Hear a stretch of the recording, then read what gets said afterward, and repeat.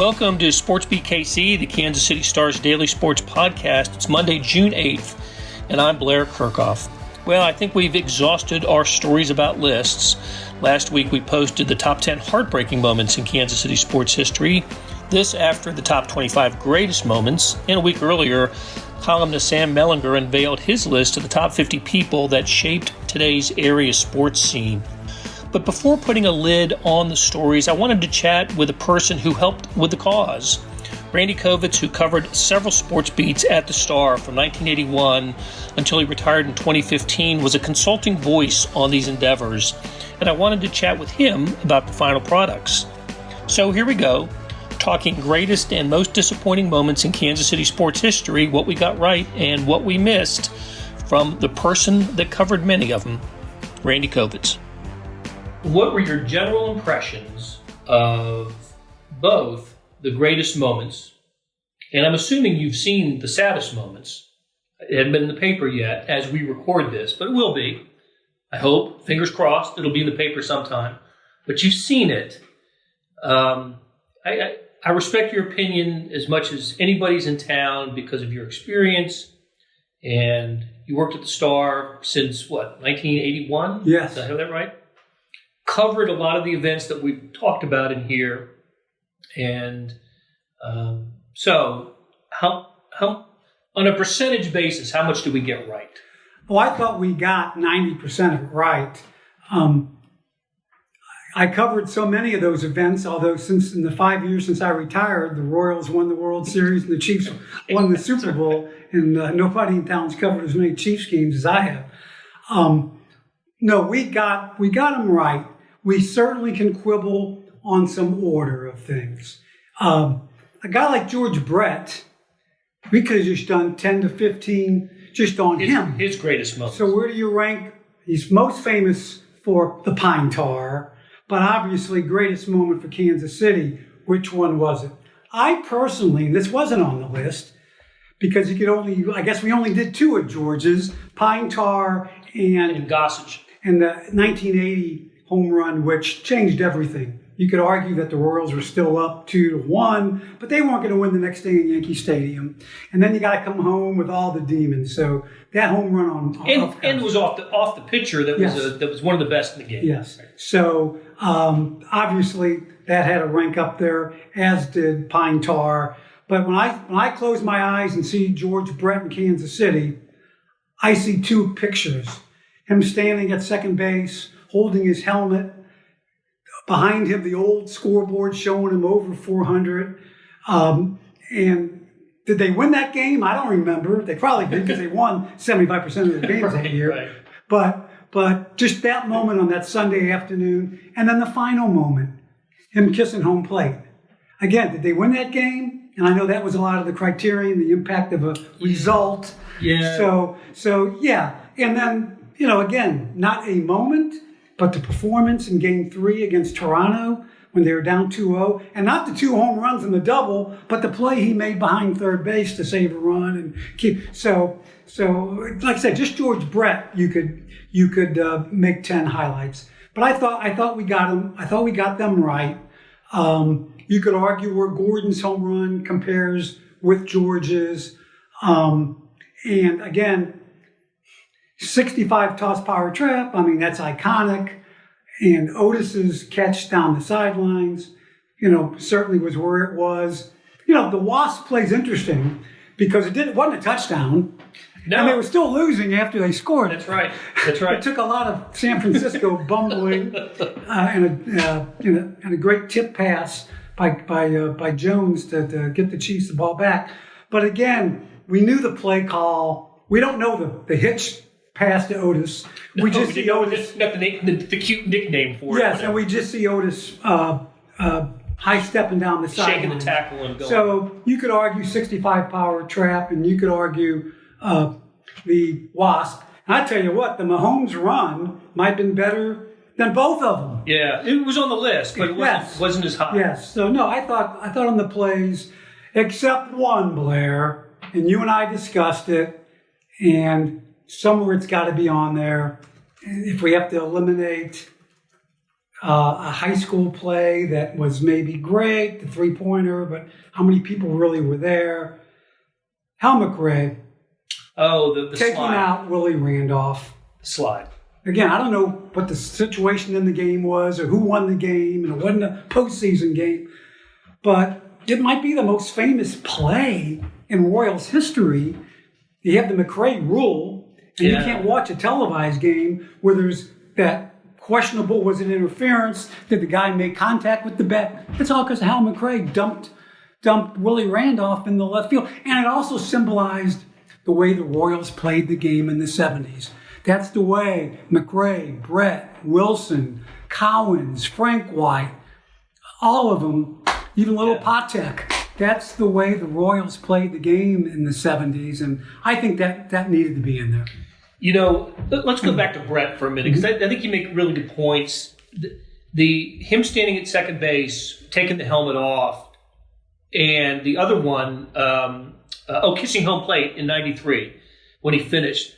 Those are two of the great photographs. Yes. Right? And when we talk about images and moments, they are snapshots, right?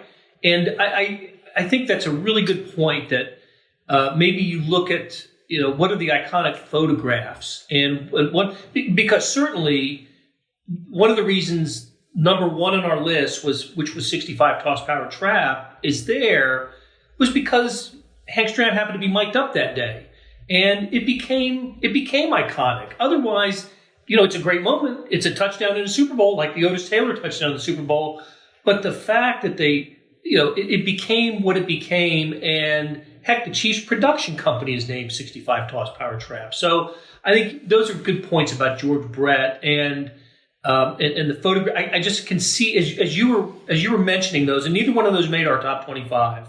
But as you were mentioning those, the thing that flashed into my mind were the photographs of those moments. And I think that should be part of the, qualifications for these. Do you remember the image of that moment? Yeah, I mean, Damian Williams' touchdowns in the Super Bowl were both better than Garrett, just going off tackle and following Mo Mormon and Fred Urbanus, and the Chiefs totally manhandled Minnesota all day. You and me could have scored on that. But it was, Hank sending that play in, and Leonard we hadn't even practiced that play. And you got that right, Gloucester? And that's all, mic'd up, and that's what made it so romantic. Yeah. And we did include on the top 25, let's stay on the greatest moments. Mm-hmm. There were some college and some high school moments as well. The high school moment, I should say, the Derek Hood three-pointer that sent the Raytown game into overtime. It was the first three-pointer that Derek Hood had made that year in front of 10,000 people at Municipal. It was a heck of a moment. We've talked to Howard Richmond about how big, probably the biggest moment in high school history for Kansas City. But in the college realm, it was tough to come up with after the Chalmers shot, basically, and the Orlando Blackman shot that won Kansas State the second round game in the NCAA tournament. It really was kind of difficult to come up with just those moments, those snapshot moments for the colleges. Did you think of any others that now remember, keeping it on the greatest, and because we've got plenty of disappointments and sadness, but on the greatest moments for KU, K-State, Mizzou especially. No, I thought of, remember when Missouri beat Kansas on a last second shot? It might have been Quinn Snyder's last win. Who made that basket? Well, that was the Tate. Yes. Corey Tate. Was that him? In 97 when Missouri upset top-ranked Kansas. It was Kansas' only loss until they lost to Arizona in the NCAA tournament that year. And I remember Mike DeArmond going to class the next day with him and all the adulation on. And sadly, I think that was Quinn Snyder's last win. I think. No. That was Norm. Norm was still the. Well, they beat him. I remember. There was also certainly a game where I can't remember his name either. I'm sorry. He was driving. I can't remember. This makes for bad radio. but it was Quinn's. I remember Quinn and his assistant Melvin Watkins embracing and you thought that might have been the defining win, and then all of a sudden things went right. But no, I do remember. I remember that one. I'm old enough to remember Theo Franks' shot in 1969 that beat Kansas 47-46 in Old Brewer Fieldhouse. But nobody. There were. I thought about this. There are a lot of those games that were never televised. Right. You don't have images for last-second shots. And there was a game in '62 where KU beat K-State in 4 overtimes in Kansas City, and it was a last-second shot that did it. And there's all we have is a headline basically for that, and no images. But let's go back to baseball for a second, and I want to. Just the Gordon home run versus the Brett home run. You make the point that the Royals, now they were up 2-0 with the Brett home run off of Gossage. They were up 2-0. That series, the way that it was structured, that wasn't ever going to come back to Kansas City. They would have played 3 in New York if the Yankees had won that game. And I've talked, George Brett on a podcast earlier told us that he thought that one of the reasons the Royals didn't beat the Phillies in the World Series was because once they beat the Yankees, they felt like that they had conquered the mountain, right? Yeah. And so I just think I was pushing for the Brett home run to be higher. I think it was 6th on the list, and I was pushing for that to be higher. I don't know if higher than Alex Gordon, but certainly higher. But did you see the story that came out just a couple of weeks ago that the one of the Mets players said that they think they win the World Series if Gordon doesn't hit the home run? So I'll tell you what, for a city market our size to have 2 sort of iconic home runs, not a bad deal. Well, I see that too, but it was game 1 of a best of 7.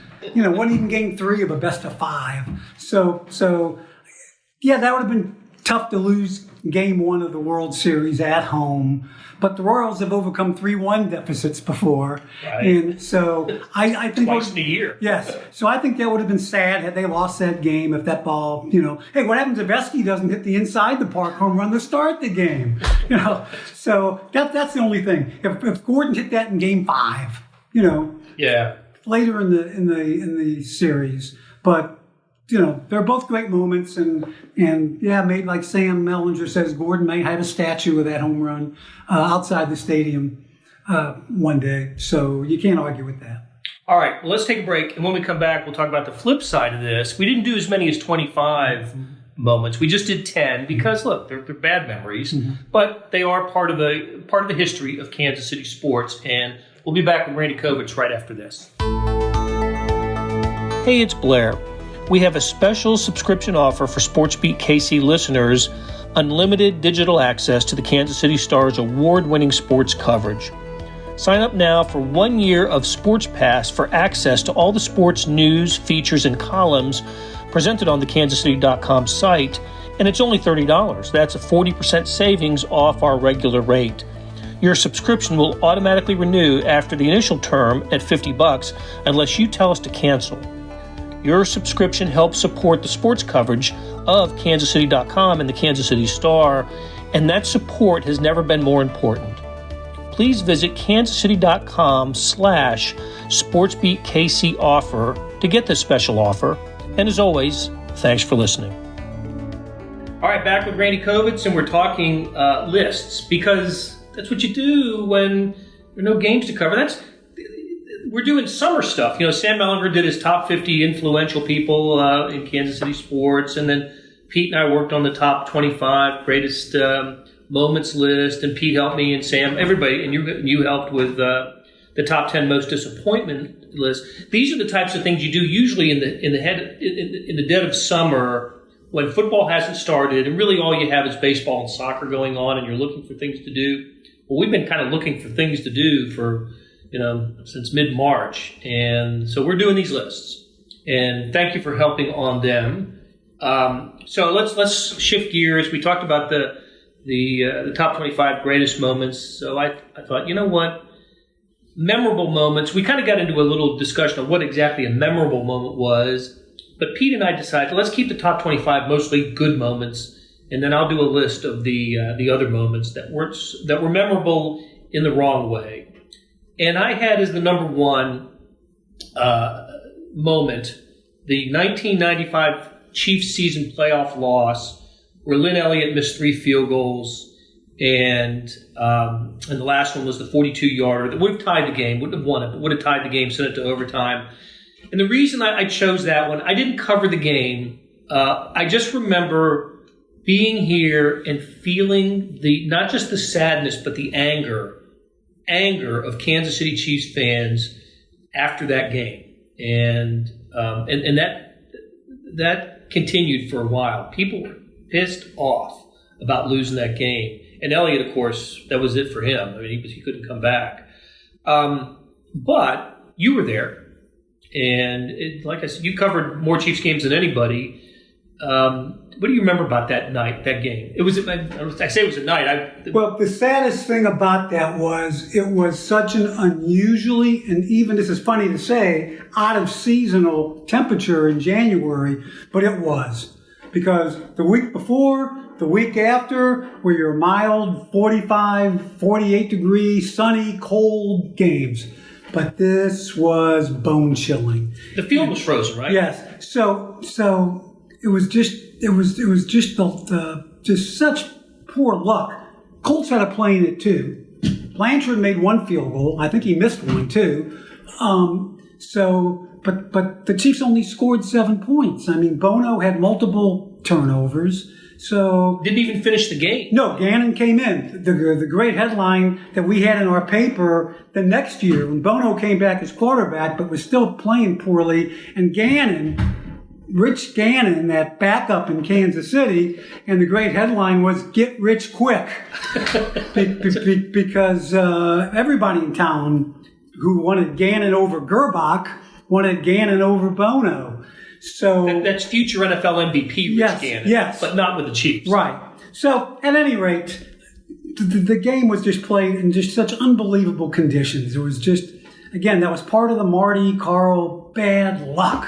That if it just would have been an average January, he makes all three. I mean, he had a phenomenal percentage those 2 years he kicked here, although he was slumping. The last, you go back, look at the last, six weeks of the season, he was slumping a little bit. People were kind of worried if it came down to a kick.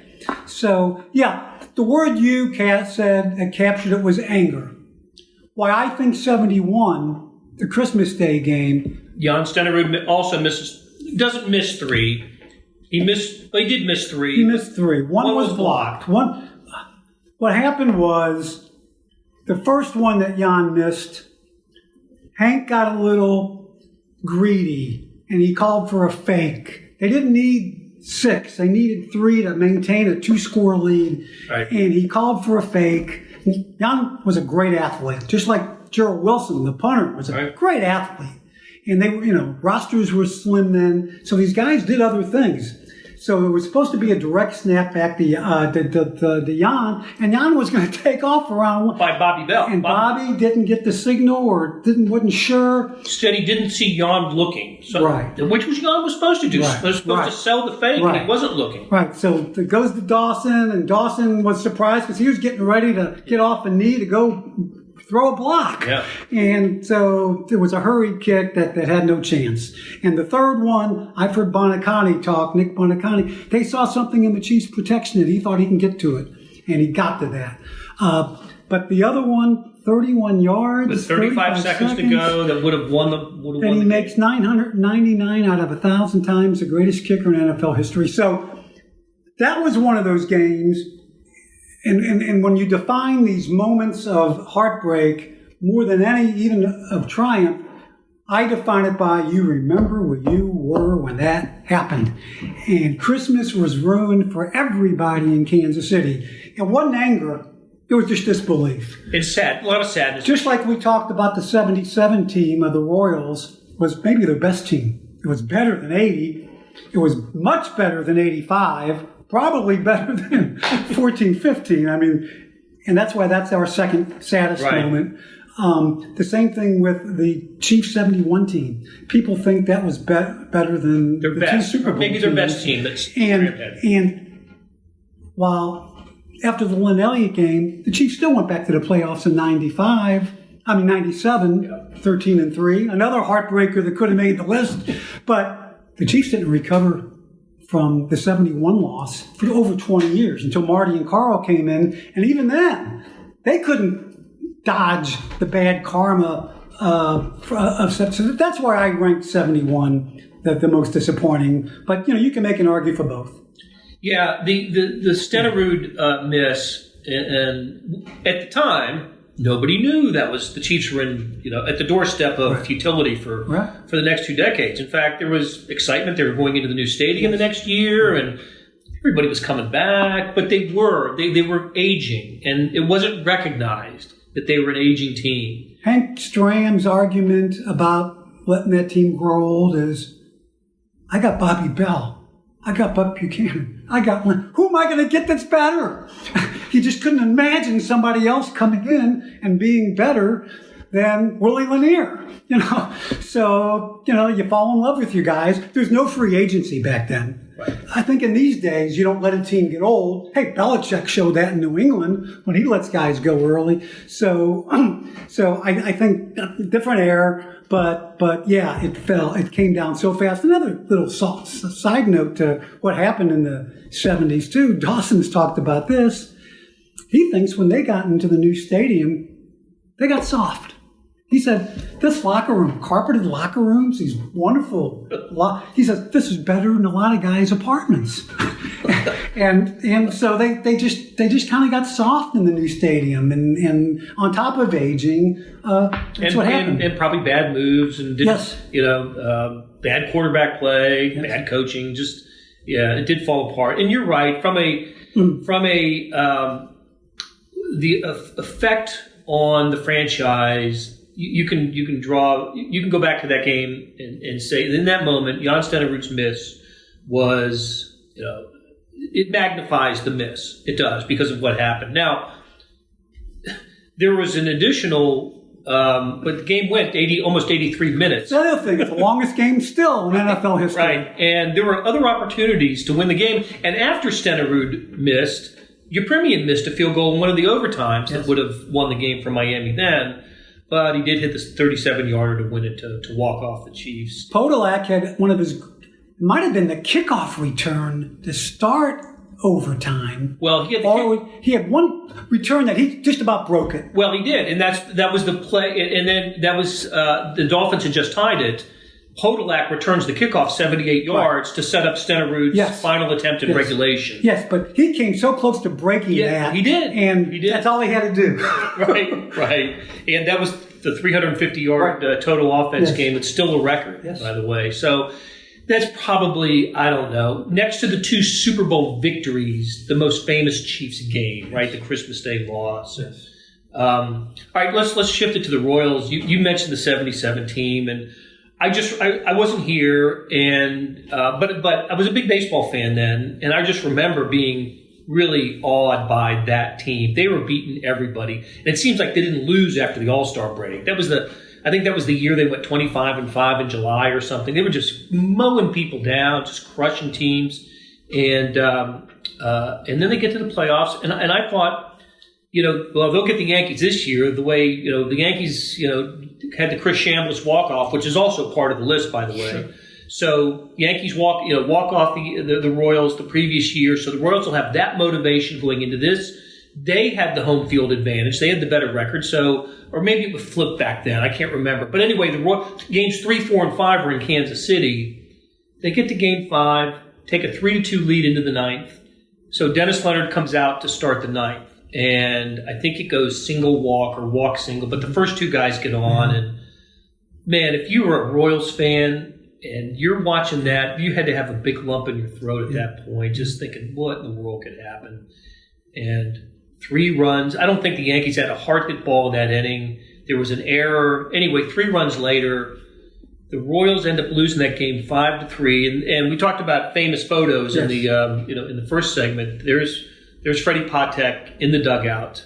Joe Coleman of the Kansas City Times captured that picture, and that told it all.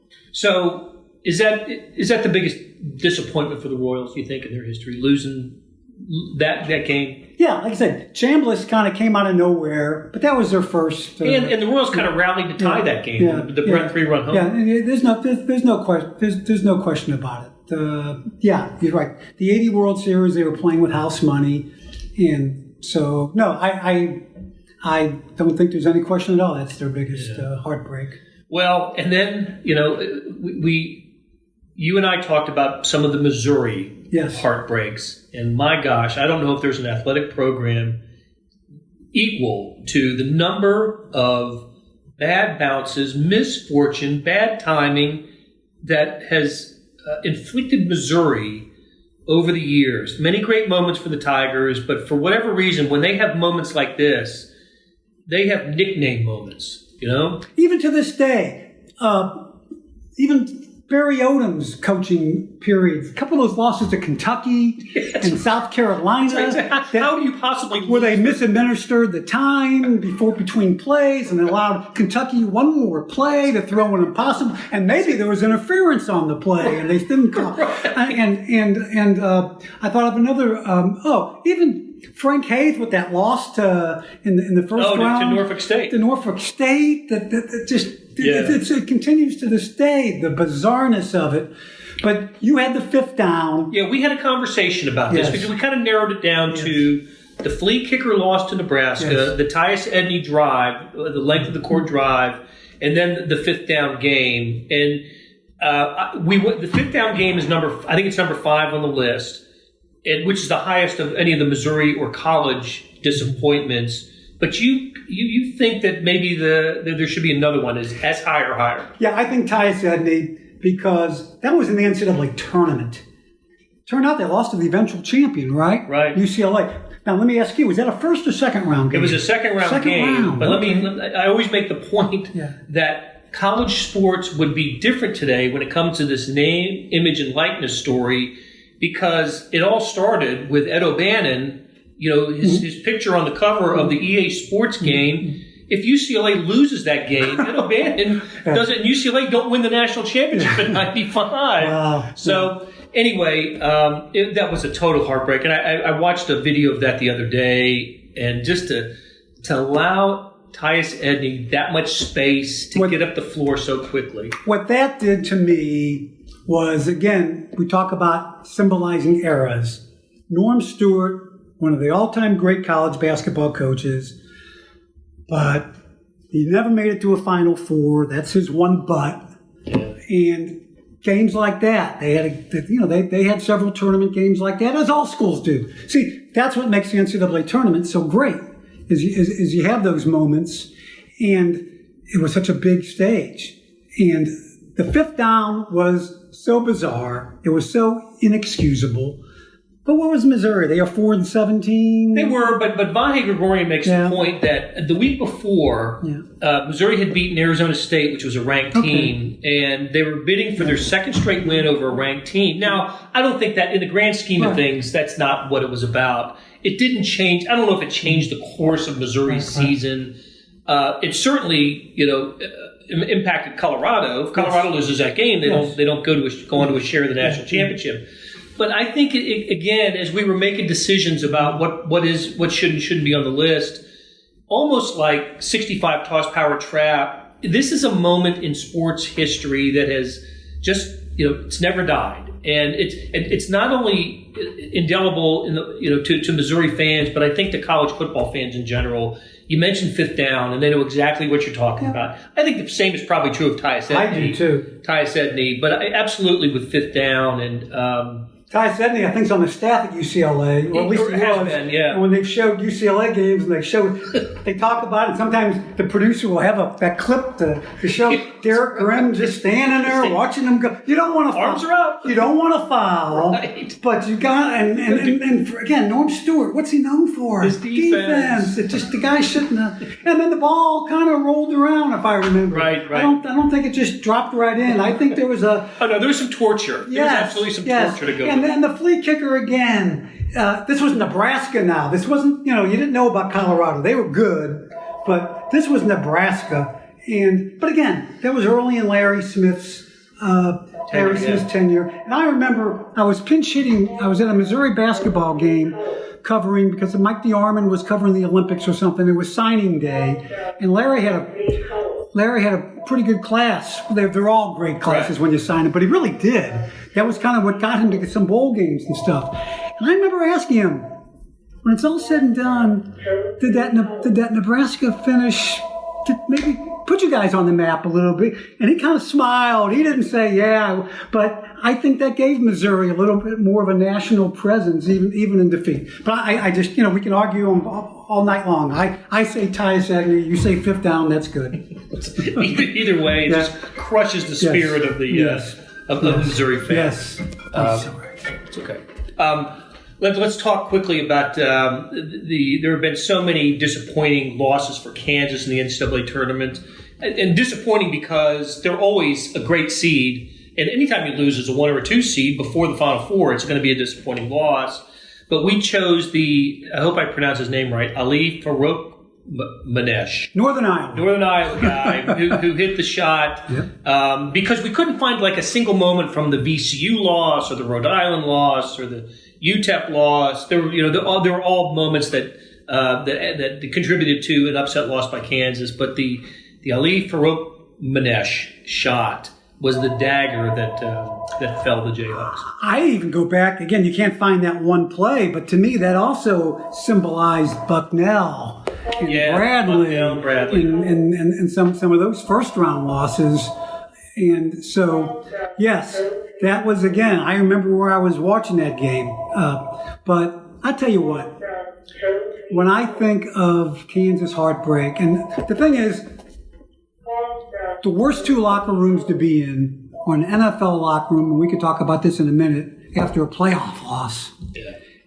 And NCAA, a favored team, a top seed team. Losing in the tournament. Those two, that 97 Kansas team. Yeah. That's why I suggested maybe you added a couple to this list. Because when you have 4 first-round NBA picks. And one that's going to be in the Hall of Fame. Paul Pierce, one of the greatest Celtics of all time. We didn't know that then. No, we knew he was great. We thought LaFrentz was going to be a better pro than Paul Pierce. But when you've got this group, and again, they lost to an eventual champion, but to me, that typified Roy. And Roy's inability to win the big one. Roy got to some Final Fours. Right. But I just thought that 96, and which brings also 97, that 97 Chiefs team. I mean, oh my gosh. That might be the toughest locker room I've ever been in. Was the 97 after that Denver, that 14-10. Again, that was one of those games, cold game. Bitter cold game. Not like Indianapolis, but Elvis Gerbach was the symbol of futility there, but they got a terrible call on Tony Gonzalez, had a catch in the end zone. Back then, the rule was if you got shoved out of bounds, it still counted as a touchdown. And now you have to have those foot in bounds. But then, and he got shoved right out after he was not in the end zone when he caught the ball, but that should have been a touchdown. And so I think of all the Kansas, when I think of the Kansas ones, I think of that night in Birmingham, losing that really good Arizona team, Miles Simon and Bibby Richard Jefferson. Yeah, it was a really it was a great. They went on to win the national championship. They beat 2 other number 1 seeds along the way. It was a great Arizona team. But I wish you could have fit in that 97 Kansas team. Yeah, well, we did. And as I said earlier, we wanted to keep these moments a lesser amount than the greatest moments. So, all right. Well, Randy, you've been very kind to talk about this and to contribute to these moments. We really appreciate it. This was fun. Let's talk again soon. Yes, enjoyed it. Thank you. That'll do it for today. Thanks to our production staff of Derek Donovan, Savannah Smith, Randy Mason, Beth Welsh, Jeff Rosen, and Chris Fickett. Links to stories that we discussed and those list stories can be found in the show notes and on kansascity.com. Hey, earlier in the episode, you heard me talk about the Sports Pass offer. It still stands, and it's a good one. $30 for a year's worth of sports coverage, and that includes Sports Extra on the e-edition. There's more than 20 additional pages of national sports coverage today. Well, here's an even better offer. Buy the entire Kansas City Star product. Sports, news, features, commentary, and analysis, the whole thing. You get all the stories written by my talented colleagues, plus additional news, sports, and business coverage. The details can be found at account.kansascity.com/subscribe. That's account.kansascity.com/subscribe. And whether it's the Sports Pass or the full subscription, you're getting and supporting the best sports and news coverage in Kansas City and helping us produce programs like Sports Beat KC. Thanks for listening, and we'll talk to you on Tuesday.